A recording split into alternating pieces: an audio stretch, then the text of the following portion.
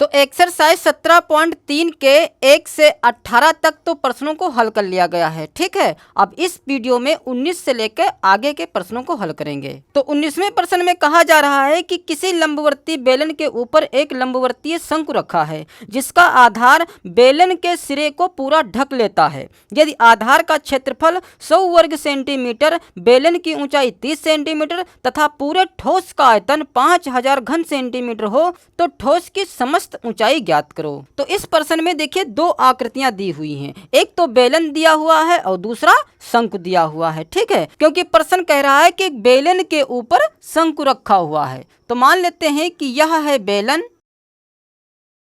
तो देखिए जो नीचे है वह तो बेलन है और जो ऊपर है वह शंकुआकार है। तो सबसे पहले तो हम यह देखेंगे कि इस प्रश्न में क्या क्या हमारे पास दिया हुआ है। तो देखिए कहा जा रहा है कि आधार का क्षेत्रफल 100 वर्ग सेंटीमीटर है, अर्थात जो यहाँ पर यह आधार है, जो यह छल्लानुमा है। ठीक है, तो इसका जो क्षेत्रफल है वह है 100 वर्ग सेंटीमीटर। तो जैसा कि हम जानते हैं कि जो आधार का क्षेत्रफल होता है वह होता है पाई आर स्क्वायर। तो पाई आर स्क्वायर का मान हमारे पास दिया हुआ है और फिर कह रहा है कि बेलन की ऊंचाई 30 सेंटीमीटर है, अर्थात यहाँ से यहाँ तक जो इस बेलन की ऊंचाई है वह है 30 सेंटीमीटर। और फिर कहा जा रहा है तथा पूरे ठोस का आयतन 5000 घन सेंटीमीटर है, अर्थात इस पूरी आकृति का जो आयतन है जिसे हम V से प्रदर्शित करते हैं तो वह दिया हुआ है 5000 घन सेंटीमीटर। तो इस प्रश्न में हमें यह पता करना है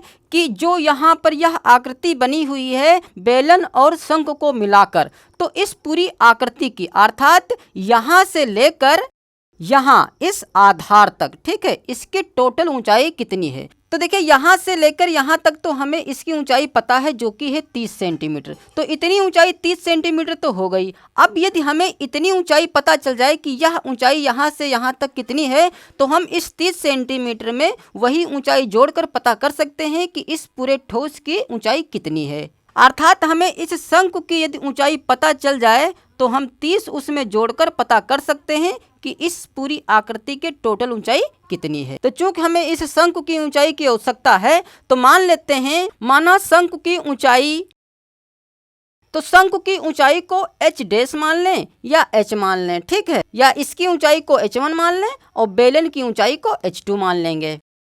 तो बेलन की ऊंचाई को h2 मान लें तो h2 दिया हुआ है हमारे पास 30 सेंटीमीटर और हमारे पास आधार का क्षेत्रफल दिया हुआ है। तो आधार के क्षेत्रफल को हम पाई आर स्क्वायर लिखते हैं। ठीक है, तो आधार का क्षेत्रफल दिया हुआ है 100 सेंटीमीटर स्क्वायर और आयतन भी दिया हुआ है पूरी आकृति का। तो लिखेंगे पूरे ठोस का आयतन, तो पूरे ठोस का आयतन दिया हुआ है 5000 घन सेंटीमीटर। तो जो यह पूरे ठोस का आयतन आया है तो यह पूरे ठोस का आयतन कब प्राप्त किया गया होगा 5000, जब बेलन का आयतन और शंकु का आयतन जोड़ दिया गया होगा। ठीक है, तब 5000 प्राप्त हुआ होगा। तो बेलन के आयतन का सूत्र होता है पाई आर स्क्वायर एच और बेलन की ऊंचाई को h2 माना गया है तो यहाँ पर हम h2 लिखेंगे। ठीक है, और इसमें जोड़ दिया गया होगा शंकु का आयतन। तो शंकु के आयतन का सूत्र होता है 1/3 पाई आर स्क्वायर एच। तो चूंकि यह शंकु की ऊंचाई है और शंकु की ऊंचाई को h1 माना गया है तो यहाँ पर h1 लिख दें, बराबर जो कि यह है 5000 के। तो अब इसमें सबके मान रखकर इसे हल कर लें। तो देखिए चाहे तो पाई आर स्क्वायर हम कॉमन ले सकते हैं क्योंकि इसमें भी पाई आर स्क्वायर है, इसमें भी पाई आर स्क्वायर है।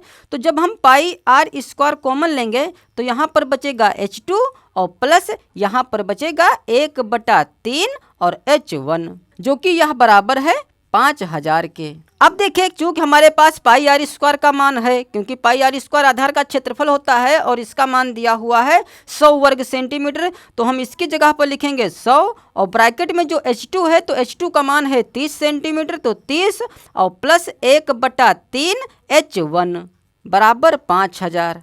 अब देखिए चूंकि यहाँ पर 100 गुणे में है, इधर आएगा तो बटे में हो जाएगा, तो इधर रह जाएगा 30 प्लस 1/3 h1 बराबर 5000 और बटे में आ जाएगा 100।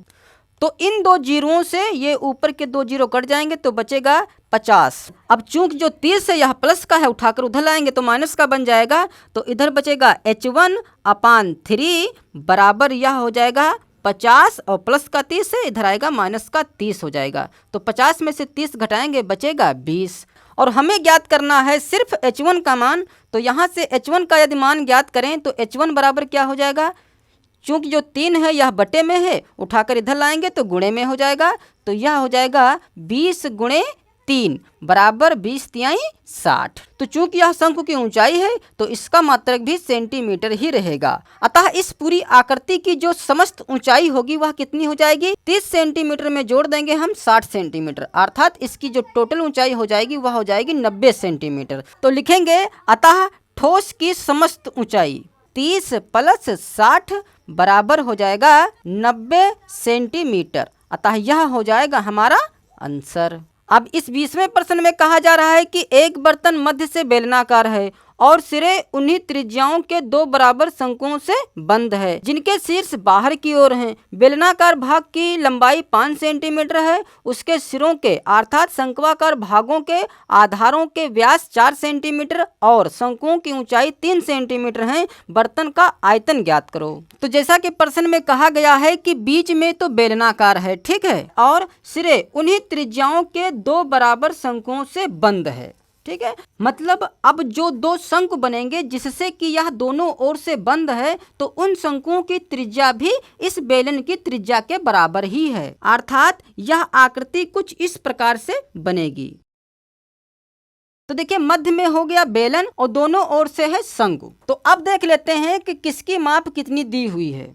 तो देखिए कहा जा रहा है कि बेलनाकार भाग की लंबाई 5 सेंटीमीटर है, अर्थात यहाँ से यहाँ तक जो लंबाई है वह है 5 सेंटीमीटर।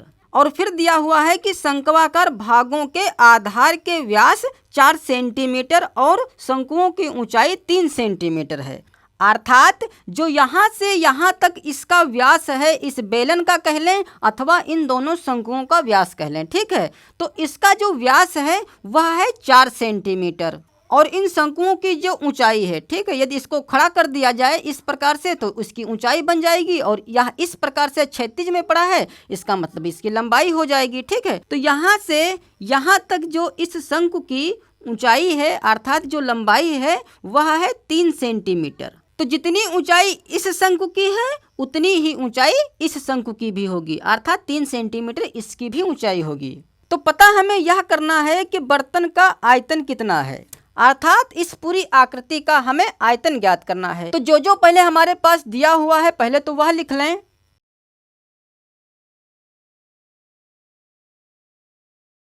तो यहाँ पर लिख दिया गया है कि प्रत्येक शंकु की जो ऊंचाई है वह 3 सेंटीमीटर है। चूंकि बेलन की ऊंचाई और शंकु की ऊंचाई अलग अलग है इसलिए इसको h1 मान लिया गया है और बेलन की ऊंचाई को h2 मान लिया गया है। और दोनों शंकुओं तथा बेलन की जो त्रिज्या होगी, चूंकि इसका जो व्यास है वह तो 4 सेंटीमीटर है, ठीक है। तो त्रिज्या हम कैसे पता करेंगे, 4 का आधा करके। तो 4 का आधा करेंगे तो रह जाएगा 2, अर्थात 2 सेंटीमीटर इसकी त्रिज्या हो जाएगी। तो लिखेंगे इसलिए बर्तन का आयतन बराबर। तो बर्तन का आयतन कैसे पता करेंगे, पहले तो हम इन दोनों शंकुओं का आयतन पता करेंगे। तो चूंकि एक शंकु का जो आयतन होता है वह तो होता है 1/3 पाई r स्क्वायर h। तो h की जगह पर लिखेंगे h1, क्योंकि शंकु की ऊंचाई को h1 माना गया है तो h1। तो देखिए यह तो सिर्फ एक शंकु का आयतन है, चाहे इसका मान लें चाहे इसका मान लें। तो चूंकि हमारे पास 2 शंकु हैं इसलिए हम दुगना करके दोनों शंकुओं का आयतन पता कर सकते हैं, ठीक है। अब इसमें हम बेलन के आयतन को जोड़ देंगे जो कि होता है पाई r स्क्वायर h, और बेलन की ऊंचाई को h2 माना गया है तो यहाँ पर लिखेंगे h2, ठीक है। अब इसमें सबके मान रखकर हम पता कर सकते हैं कि इसका आयतन कितना है। तो चाहे तो देखिए पाई r स्क्वायर दोनों में है, कॉमन ले सकते हैं या बिना कॉमन लिए ही सबका मान यहाँ पर रख सकते हैं। तो 2, तो चूंकि यहाँ पर r और h का ऐसा कोई भी मान नहीं है जो कि पाई से कट सके, अर्थात 22/7 से कट सके। चूंकि 7 नीचे होता है तो 7 से कटने वाली कोई भी संख्याएं नहीं है, ना तो 2 है ना तो 3 है और ना ही 5 है। तो इसलिए हम इस पाई का मान 22/7 ना रखकर सिर्फ पाई ही पड़ा रहने देंगे, और गुणे r का मान हमारे पास है 2 सेंटीमीटर, जिसका वर्ग करना है तो 2 गुणे 2 हो जाएगा। और h1 का मान हमारे पास है 3, फिर प्लस पाई इंटू R का मान रखेंगे 2, तो 2 गुणे 2 हो जाएगा और H2 का मान है 5। तो देखिए इस 3 से यह 3 कट जाएगा, तो हमारे पास बचेगा 2 दूनी 4 दूनी 8 और साथ में है पाई, तो यह तो हो जाएगा 8 पाई और प्लस इसमें हो जाएगा 2 दूनी 4 पंचे 20 पाई। तो जब इसको जोड़ेंगे तो 20 और 8 28 पाई हो जाएगा। और चूंकि यह आयतन है तो आयतन का मात्रक रखेंगे सेंटीमीटर क्यूब, अतः यह हो जाएगा हमारा आंसर। अब 21वें सवाल में देखिए, जिसमें कहा जा रहा है कि एक बेलनाकार बर्तन जिसकी ऊंचाई 30 सेंटीमीटर और त्रिज्या 10 सेंटीमीटर है पानी से भरा हुआ है। उसी ऊंचाई और त्रिज्या का एक ठोस शंकु धीरे धीरे बर्तन में डाला जाता है जब तक कि शंकु उसकी तली को ना छू ले और फिर बाहर निकाल लिया जाता है। अब बेलन में पानी की ऊंचाई बताओ। तो इस 21वें प्रश्न में जो आकृति है वह बेलनाकार है जिसमें कि पानी भरा हुआ है। ठीक है, तो यह एक बेलनाकार आकृति है जिसमें कि पानी भरा हुआ है और इस बेलन की जो ऊंचाई है वह है 30 सेंटीमीटर और इस बेलन की जो त्रिज्या है वह है 10 सेंटीमीटर। अब क्या किया गया है, उसी ऊंचाई और त्रिज्या का एक ठोस शंकु धीरे धीरे बर्तन में डाला जाता है। ठीक है, मतलब अब एक शंकु लिया गया है जो कि वह शंकु इसी त्रिज्या का है और इसी ऊंचाई का है। मतलब उस शंकु की जो त्रिज्या है वह 10 सेंटीमीटर है और जो उस शंकु की ऊंचाई है वह 30 सेंटीमीटर है। जैसे मान लेते हैं कि यह एक शंकु है, तो इस शंकु की जो ऊंचाई है यहाँ से यहाँ तक वह है 30 सेंटीमीटर और जो इस शंकु की त्रिज्या है वह 10 सेंटीमीटर है। तो इस शंकु को अब इस बेलन में डाल दिया गया है जब तक कि यह तली तक ना आ जाए। तो जैसा कि मान लेते हैं कि जब शंकु को हम इसमें डालेंगे तो देखिए यह शंकु इस बेलन को पूरा कवर कर लेगा इस प्रकार से। तो देखिए जब यह शंकु हम इस बेलन में डालेंगे तो चूंकि यह पानी से पूरा भरा हुआ है, तो जब शंकु डालेंगे इसमें तो इसमें से कुछ पानी बाहर निकल जाएगा। तो इस बेलन में से उतना ही पानी बाहर निकलेगा जितना कि इस शंकु का आयतन होगा, जो कि इसके बारे में पिछली प्रश्नावली में डिस्कस कर चुके हैं। अर्थात जितना इस शंकु का आयतन होगा उतने ही आयतन के बराबर इस बेलन से पानी बाहर निकल जाएगा। तो देखिए शंकु का आयतन हम कैसे पता करेंगे, 1/3 पाई आर स्क्वायर एच से। ठीक है, तो इसको जब हम हल करेंगे तो 1/3 पाई आर स्क्वायर एच, आर का मान यहाँ पर रख सकते हैं जो कि है 10, तो 10 गुणे 10 हो जाएगा और एच का मान है 30, तो 3 × 3 3.30, तो 10.100.1000, तो यह हो जाएगा 1000 पाई।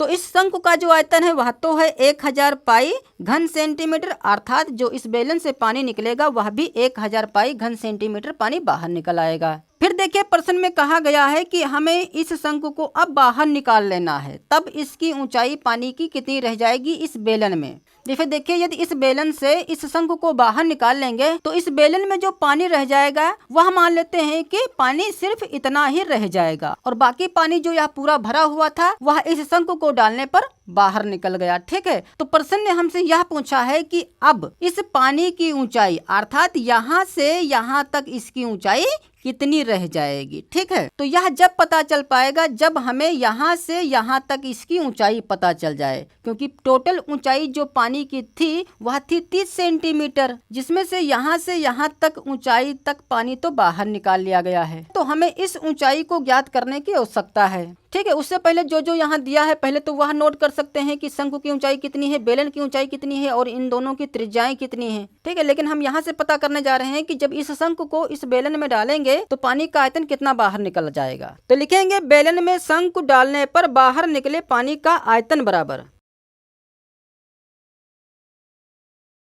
तो बेलन में शंकु डालने पर बाहर निकले पानी का आयतन कितना होगा, इस शंकु के आयतन के बराबर होगा। तो बराबर शंकु का आयतन, तो शंकु का आयतन यही सूत्र लगाएंगे 1/3 पाई आर स्क्वायर एच। तो जैसे यहाँ पर अभी हल किया गया है वैसे यहाँ पर हल कर लें।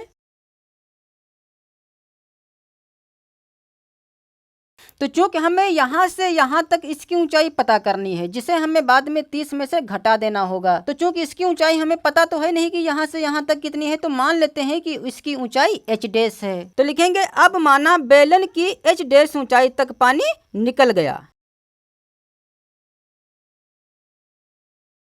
तो देखिए चूंकि शंकु को डालने पर इतना पानी बाहर निकला हुआ है, मतलब यहाँ तक पानी ही रह जाएगा। तो यदि हम इस बेलन का आयतन यहाँ तक ज्ञात करें, सिर्फ इतने का ही आयतन ज्ञात करें, तो बेलन का आयतन क्या होता है पाई आर स्क्वायर एच। तो इस बेलन की जो त्रिज्या होगी वह तो 10 सेंटीमीटर ही होगी, क्योंकि त्रिज्या तो घटेगी बढ़ेगी नहीं, लेकिन ऊंचाई घट बढ़ जाएगी। ठीक है, तो ऊंचाई को एच डैश ही मान लिया गया है। तो लिखेंगे इसलिए पाई आर स्क्वायर एच, तो चूंकि ऊंचाई को एच डैश माना गया है तो यहाँ पर एच डैश कर दें। ठीक है, तो इस निकले हुए पानी का जो आयतन है वह तो 1000 घन सेंटीमीटर है, अर्थात जो इसका आयतन होगा वह बराबर होगा 1000 पाई घन सेंटीमीटर। तो अब इसमें सबके मान रखकर इसे हल कर लें। तो चूंकि दोनों तरफा पाई है इसलिए इस पाई से यह पाई कट जाएगी। तो आर का मान रखेंगे 10, तो 10 गुणे 10 क्योंकि स्क्वायर है, और गुणे एच डैश बराबर 1000। तो एच डैश बराबर हो जाएगा 1000 और बटे में 10 गुणे 10 हो जाएगा, क्योंकि इधर गुणे में है। तो इस जीरो से यह जीरो और इस जीरो से यह जीरो कट जाएगा, तो सिर्फ बचेगा हमारे पास 10, अर्थात यहाँ से यहाँ तक जो इसकी ऊंचाई है वह तो है 10 सेंटीमीटर। तो जब हम इस शंकु को बाहर निकाल लेंगे तो इस बेलन में पानी की ऊंचाई कितनी रह जाएगी 30 माइनस 10 बराबर 20 सेंटीमीटर। तो वही चीज यहाँ पर लिख दें। अतः अब बेलन में पानी की शेष ऊंचाई,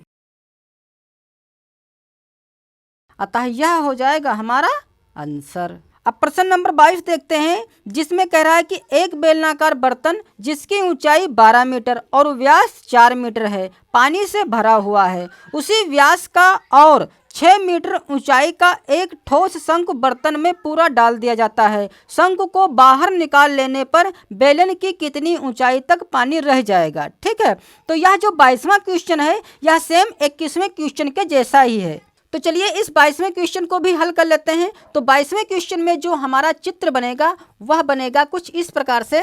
तो इस 22वें प्रश्न में जो बेलन की ऊंचाई है वह 12 मीटर दी हुई है, अर्थात यहाँ से यहाँ तक जो इसकी ऊंचाई है वह 12 मीटर है, और जो इस बेलन का व्यास अर्थात जो यहाँ से यहाँ तक दूरी है वह है 4 मीटर, और जरूरत हमें पड़ेगी इसकी त्रिज्या की। तो त्रिज्या इसकी रह जाएगी 2 मीटर। ठीक है, क्योंकि जो त्रिज्या आर होती है वह व्यास की आधी होती है, तो यह रह जाएगी 2 मीटर। तो इस बेलन में हमें इस बेलन की त्रिज्या के बराबर अर्थात व्यास के बराबर ही एक इसमें शंकु डाल देना है। तो इस शंकु की जो त्रिज्या है वह तो 2 मीटर ही रहेगी, लेकिन जो इसकी ऊंचाई दी हुई है वह दी हुई है 6 मीटर। और इस 22वें प्रश्न में भी यही पूछा गया है कि जब इस शंकु को बाहर निकाल लिया जाएगा तब बेलन में पानी की ऊंचाई कितनी रह जाएगी। तो सबसे पहले तो हम बेलन में शंकु डालने पर बाहर निकले पानी का आयतन पता करेंगे। ठीक है, जो कि शंकु के आयतन के बराबर ही होगा।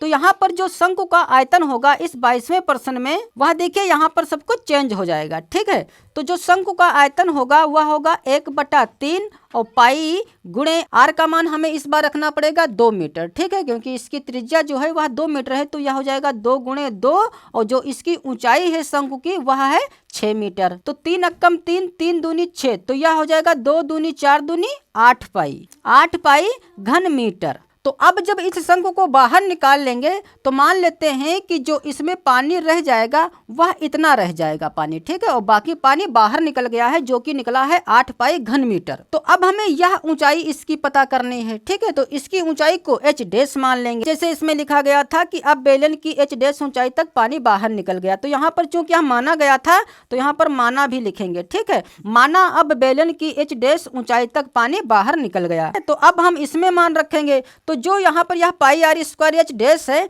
तो यह मान अब 8 पाई के बराबर होगा। तो यहाँ से पाई तो कैंसिल हो जाएगी। तो आर का मान रखेंगे 2, तो 2 गुणे 2 और एच डैश माना गया है बराबर 8। तो एच डैश बराबर हो जाएगा 8/2 दूनी 4। तो 4 अक्कम 4, 4 दूनी 8 बराबर यह आ जाएगा 2 मीटर। मतलब बाहर निकले हुए पानी की जो ऊंचाई है वह 2 मीटर है, और पूरी ऊंचाई इसकी थी पानी की 12 मीटर और 2 मीटर कम पड़ गया। तो अब इस बेलन में पानी की ऊंचाई रह गई 10 मीटर। तो यहाँ पर लिखेंगे अतः अब बेलन में पानी की शेष ऊंचाई बराबर हम 12 में से घटा देंगे 2, तो रह जाएगा 10 मीटर।